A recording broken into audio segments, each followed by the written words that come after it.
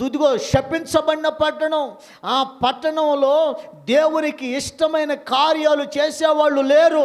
ఆ పట్టణంలో ప్రియమైన దేవుని బిడ్డలారా, ఇదిగో అందరూ కూడా పాపంతో శాపంతో నింపబడిన వారు. ఆ పట్టణానికి ఆ మనుషుడు ఎక్కడి నుంచి వస్తున్నాడంట?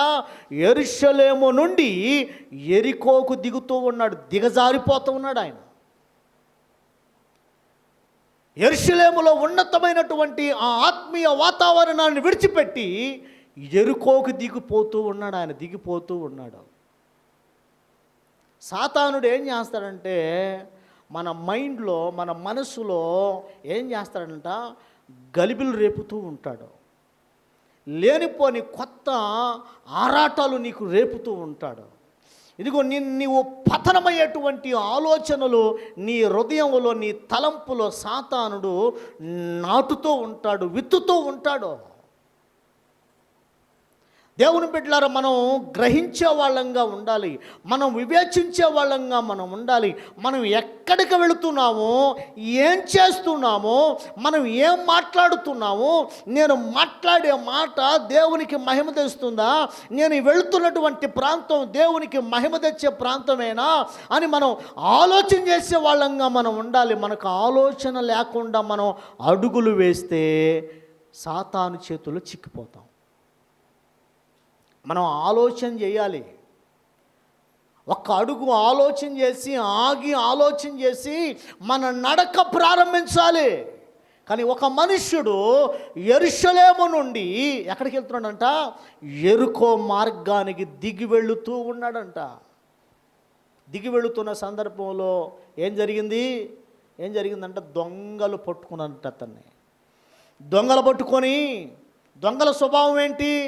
ఎవడు దొరుకుతాడా, వాడి దగ్గర ఏం దొరుకుతుందా, వాడి దగ్గర ఉన్నదాన్ని అపహరించాలి అంటే దొంగకి ఏ బుద్ధులు ఉంటాయి? దొంగిలించే బుద్ధులు ఉంటాయి. అవసరమైతే నిన్ను హత్య కూడా చేస్తాడు వాడు. అపవాదికి దేవుడు పెట్టిన పేరేంటంట?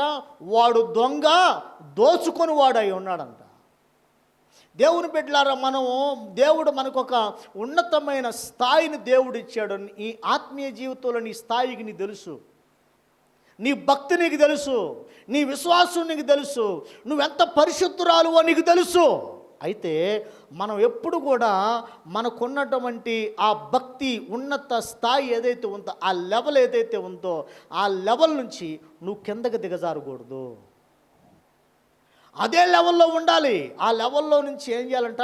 ఉన్నతమైన స్థాయికి నువ్వు వెళ్ళాలి. స్తోత్రం చెప్పండి, హల్లెలూయా. మనం ఎక్కి వెళ్ళిపోయే వారంగా ఉండాలి, కానీ దిగజారిపోయే వాళ్ళంగా మనం ఉండకూడదు. కొంతమంది మారు మనసు పొందిన కొత్తల్లో ఏం చక్కగా పాటలు పాడతారో, అస్సలు వారం బీరుపోకుండా ప్రార్థనకు వస్తారు.